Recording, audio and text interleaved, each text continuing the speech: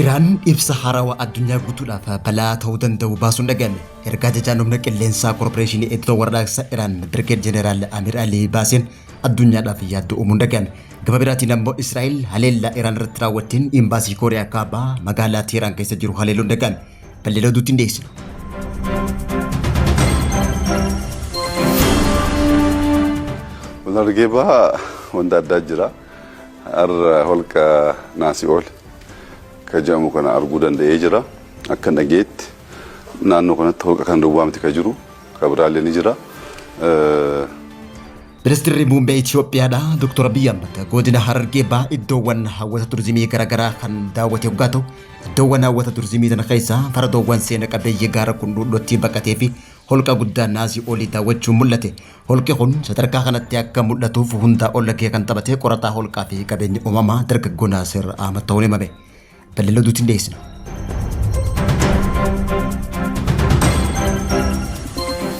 Ameerikaan xiyyaara ammayyaa madaalli waraana addunyaa jijjiiruu danda'u B-21 hojjechuuf doolaara Ameerikaa biiliyoona 4.5 ramaduun dhaga'ame. Bulchiinsi Doonaald Tiraamp Musliimoota Biraazarhuud kan Sudaan keessa jiran garee shororkeessitoota addunyaa keessatti ramaduun dhaga'ame. Haleellaan Ameerikaa fi Israa'el Iraan irratti raawwataniin booda qaala'insi boba'aa mudateen biyyoota addunyaa hedduu yaachisaa kan jiru yoggaa ta'u haleellaa Iraan booda warshaan boba'aa guddaan biyya Yuunaayitid Arab Emireet cufamuun ibsameeti jira. Daawwattootaa fi hordoftoota lammii miidiyaa nageenya keenya bakka jirtan maratti isin dhaqqabu kanneen nama isin dhageessifne hanga footoo oduu lammii miidiyaati amma balleela oduutti aansina.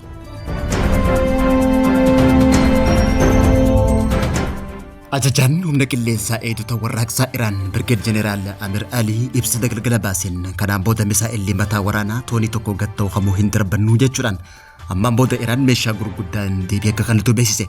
Jeneraaltichi ibsa kanneen kanaan booda misaa'iloonni dhukkaafamuuf deemu misaa'ila akka ture yoo taane misaa'ila dheerinaa fi dalgiisaa akkaan guddaa ta'e kan fageenya dheeraa deemu akka ta'e beeksiseeti jira. Ammaan booda misaa'illi mataa waraanaa toonii tokko gad qabu hamuu hin dhukkaafamu kaja'u Birgeed Jeneraal Amir misaa'ilonni darabbatamuuf deeman kunneen ulfaatinni isaa xiqqaan toonii tokko gattaa jechuun kun qajeelfama haaraa ta'uu ibseeti jira. Iraan guyyoota kurnan dabraniif mataa waraanaa kiloogiraama 500 hanga kiloogiraama 750 jidduutti dhukkaasaa kan turte yoggaa ta'u addunyaatti ammoo dandeettiin Iraan laafaa dhufa jechuudhaan yaaduun ni yaadatama. Ta'ullee garuu lakkoofsi misaa'ilaa Iraan guyyaa duraa darbatte 350 yoggaa ta'u guyyaa 8ffaatti ammoo gara 15tti gad bu'ee ture ni yaadatama. Haa ta'uutii malee dandeettiin Iraan gonkumaa kan hin laafin ta'uu ibsame. Iraan mallattoo raadaraa paatiriyaatii adda baasuu irratti guyyoota 10 qorannoof taasisaa turteen guyyoota 10niif qawwee sirna ittisaa Ameerikaa keessa jiru sakattaa akka turte ibsameeti jira. Iraan meeshaa waraanaa haarawaa Korashmar 4 chaarjii dhohaa kiloogiraama 1500 kan kiloomeetira 200 dhukkaafamuu danda'u hoggaa tolchitu seejilii chaarjii dhohaa kiloogiraama 1000 furga'u akkasumallee bobaa goggogaadhaan kan boba'uu fi saffisa addaatiin addaan kutuu kan danda'u oomishuun dhaga'ame. Meeshaaleen waraanaa Iraan kunneen humna guddaa kan qaban hoggaa ta'u Iraan meeshaalee jetti kanneen dhukkaafnan biyyoota baay'ee galaatii fi lixaatiif yaaddoo guddaa akka ta'e himame. Misaa'ilonni kunneen misaa'ila salphaa ta'an parsantii 89 ittisuu akka danda'uu fi misaa'ilota gurguddoo ammoo burjaajessuu akka danda'u eenyulleen kan hin beekne ta'u jeneraalli kun ibsa isaa keessatti beeksiseeti jira. Yoo misaa'illi Korashmar bakka bobaa itti kuufamu yoo rukute bakki sun ammoo guutumaan guututti barbadaa'uu fi misaa'illi Israa'el tokko kaampii waraanaa yoo rukute mooraa guutuu barbadeessuu akka danda'u himame. Biyyoonni lixaa lakkoofsi misaa'ila Iraan irratee jira jechuudhaan kan yaadan yoo ta'u garuu fe'iinsi misaa'ila isaanii dachaa 3 dabaluun himame.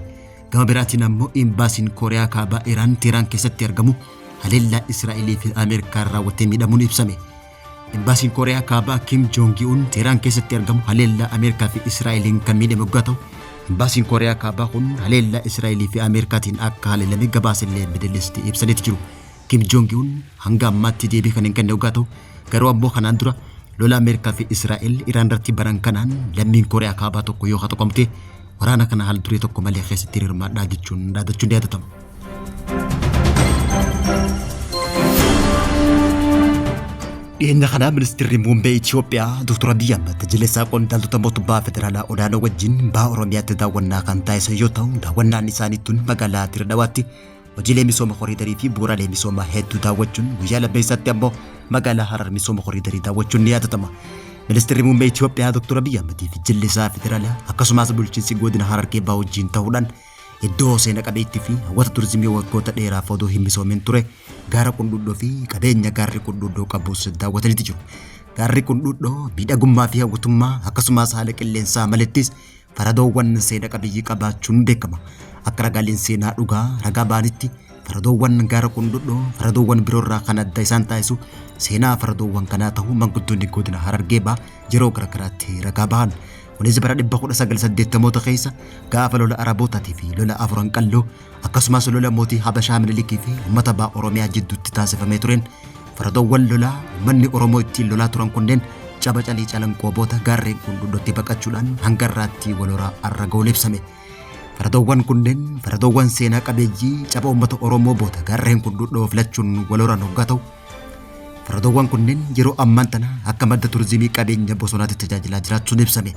Gaarri Qundhuudhoo gaara Oromiyaa keessatti argamu akkaan guddaa fi qilleensa diilallaawaa fi bosona magariisaan uwwifamee hawwata turizimii murteessaa ta'ullee sababa xiyyeeffannoo dhabaatiin odoo hin misoomin arra eeguudhaan yeroo ammaan tana ammoo xiyyeeffannoo argachuudhaan ministeera muummee Itoophiyaa Dr. Abiy Ahmediin daawwatameeti jira. Kana malees godinni Harargee Bahaa iddoowwan hawwata turizimii hedduu qabaachuun kan beekamtu yoo ta'u isaan keessaa holqi guddaan Naasii Olii kan aanaa Malkaa Balloo keessatti argamu tokko hoggaa ta'u holqi kun carraaqqee fi laffaatii qorataa seenaa fi qabeenya uumamaa ta'e dargaggoo Naasir Ahmediin argamuudhaan dhumarratti maqaa dargaggeessa kanaa Naasii Olii jedhamuun moggaafameeti jira. Holqi Naasii Olii holqaawwan uumamaa jiran keessaa sadarkaa idil addunyaatti holqa guddaa hoggaa ta'u qabeenya uumamaa akka albuuda adda addaatiin kan badhaadhe ta'uun ibsame. Holqi kun wayita ammaa carraaqqii obbo Naasir Ahmediin mul'achuudhaan akka biyyatti xiyyeeffannoo adda argachuudhaan ministeera muummee Itoophiyaa Dr. Abiy Ahmed fi hooggantoota mootummaa federaalaa olaanoon daawwatameeti jira. Mootummaan misooma damee turizimii guddisuuf kaayyeeffateen wayita ammaa xiyyeeffannoo kennuufiin hojjetamaa kan jiru hoggaa ta'u Oromiyaa kutaalee biyyaa garaagaraatti misooma damee turizimii qixa sirriitiin irratti hojjetamaa jiraachuun ibsan.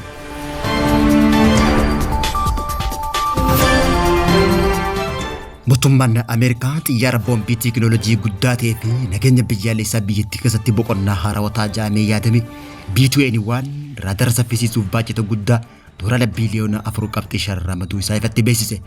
Investimentiin guddaan kun humna qilleensaa biyyattii xiyyaarota sadarkaa ammayyaa dhaloota jaaffaa kan dursee akka argatu gochuuf kan yaadame hoggaa ta'u boombii ajaa'ibaa kana kan adda taasisu diizaayina isaa guutumatti dijitaalatee xiyyeeffachuudhaan balaa diinaa haarawaa yeroo uumamu salphaatti fooyyessuu fi waggoota kurnaniif bu'aa qabeessa ta'e kan itti fufu ta'uun ibsameeti jira.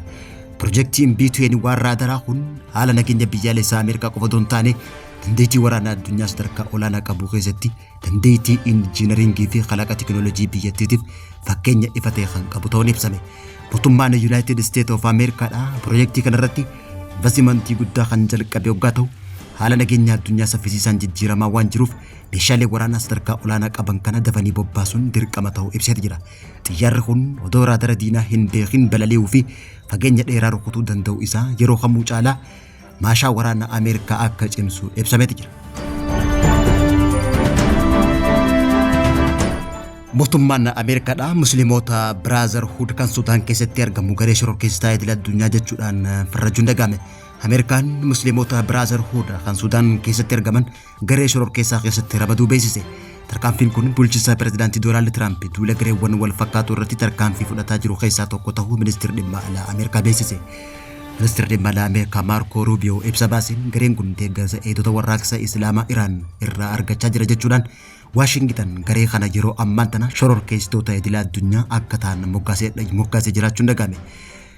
Torban dhufu kanarraa eegalee dhaabbata shororkeessummaa biyya alaa FTO jechuun qoqqobbii irra kan kaa'u ta'uu beeksise. Akka gabaasni Al Jazeeraa mul'isutti ministeerri dhimma alaa United States of America Marco Rubioon garee Musliimoota Brotherhood kan jeequmsa to'annaa malee lammiilee nagaa irratti raawwatan jechuudhaan wallabdee Sudaan keessatti uumame furuuf tattaaffii godhamee jiru gufachiiseeti jira jechuudhaan farrajuun dhagahame. Dhaabbata shororkeessummaa biyya alaa garichaaf kennamu kamuu garee shororkeessaa kanarratti qoqqobbiin kan kaa'amu ta'uu beeksise. Deeggarsi dhaabbata kamiirraa taasifamu hundinuu deeggarsa seeraan alaa akka ta'e mootummaan Ameerikaa beeksise.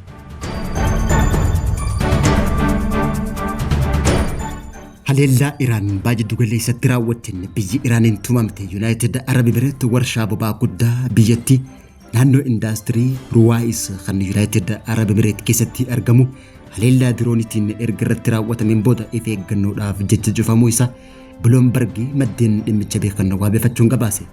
Dhaabbanni bobaa biyyaalessa Abu Dhabii miidhaa warshaa bobaa kanarra ga'ee madaaluudhaan kanneen himan maddeen kunneen taatiin kun yeroo ammaan tana hammaataa waan dhufeef maddeen kun maqaan isaanii akka hin eeramne gaafatan. Warshaan qulqulleessituu Ruwaayis guyyaatti bobaa barmeela 922 qabaachuu kan danda'u yoo ta'u haleellaa dirooniitii fi cufamuu dhaabbatichaa kun kan raawwatame yeroo haleellaan walitti dhaabbatee turee fi yeroof kan addaan cite hoggaa ta'u wal duraa duubaan dhaabbileen humnaa fi bobaa naannoo galoo galaanaa Iraan baajiddu galeessaa keessatti haleelamanii cufamaa jiraachuun ifoome. Torban dabre kana Saudi Arabiyaan warshaa bobaa qulqulleessituu isii guddicha cuftee kan turte hoggaa ta'u qaaxarra haleellaa diroonii booda buufata gaazii uumamaa guddicha addunyaa cufuun ni yaadatama. Handoggaa fi yaada Bloomberg irraa dhiyaateef battalumatti deebii kan hin kenne hoggaa ta'u Yuunaayitid Arab Emireet waajjira miidiyaa Abu Dhaabii waabeeffachuun kanaan dura ibiddi haleellaa diroonii dhaabbata naannoo indaastirii Ruwaayis keessatti argamu to'achuuf jecha akka cufame ibsate jira. Zooniin kun warshaa xaahoo, warshaalee keemikaalaa fi warshaalee humna elektirikaa kan qabu yoo ta'u terminaala bobaa guddaa naannoo sanitti argamurra tokko ta'uun ibsame. Gama biraatiin ammoo ministeerri dhimma alaa Turkii gita isaa Iraan wajjin bilbilaan mari'achuudhaan Turkiin sababa naannoo qilleensa isii gonguma hin ayyamtuu jechuudhaan beeksise. Ministeerri dhimma alaa Turkii Hakan Fidan gita isaa Iraan wajjin marii taasiseen misaa'illi isaan darbatan lama daangaa naannoo biyya isaa keessatti bu'uu ibsate jira. Ministeerri dhimma alaa Iraan Abbaas Aragaachiin gama isaatiin ammoo misaa'iloonni naannoo qilleensa Turkii qaxxaamuran Iraan irraa akka hin ta'in ibsuudhaan ka'umsa isaa adda baasuudhaaf qorannoo gadi fagoo taasifnaa jechuun dubbate. Turkiin misaa'ilonni pilaastika lama naannoo qilleensa isii qaxxaamurutti baay'ee kan aarte hoggaa ta'u misaa'illi biraa naannoo qilleensa isiitti yoo kan dhiyaatu ta'e lammaffaan tarkaanfii akka fudhatu akeekachiifte. Daawwattootaa fi hordoftoota Lammii Miidiyaa irraa oduun yeroo kanaaf qabnu kan gammaatti hordofaa turtanii turtii gaarii.